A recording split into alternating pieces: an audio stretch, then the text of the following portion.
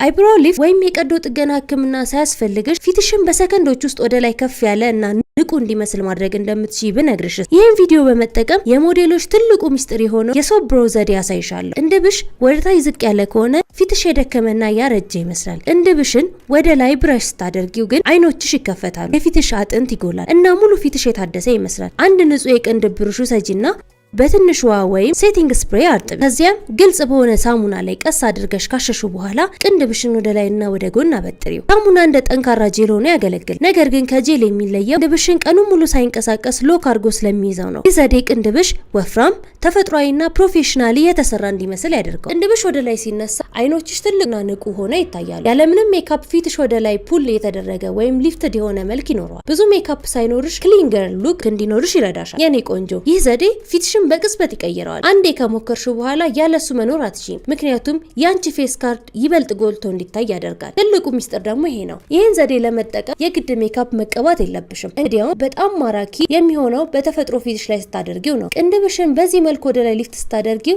ሰዎች የሚመለከቱት በራስ መተማመን የተሞላባትና ንቁ የሆነ ፊት ምን እንደቀየረሽ በትክክል ላያውቁ ይችላሉ። ሜካፕ ተቀብታለች ቢሉ ሜካፕ የለሽ፣ እንቅልፍ አጥታለች ቢሉ ፊትሽ በጣም ንቁ ነው። ያ የሚፈጠረው ለውጥ ሚስጥራዊ ለውጥ ነው። ሰዎች ዛሬ ሆነ የተለየ ውበት አለሽ ይሉሻል እንጂ የቅንድብሽ መነሳት መሆኑን በቀላሉ አይረዱትም። ይህ ደግሞ ያለምንም ድካምና ያለምንም ወጪ ፊትሽን ፕሪሚየም የሚያደርግ ዘዴ ነው። በራስ መተማመንሽ የሚጨምረው መስታወት ውስጥ ስታይ ራስሽን ስለምትወጂው ነው። ያ ደግሞ በዙሪያሽ ላሉ ሰዎች ሁሉ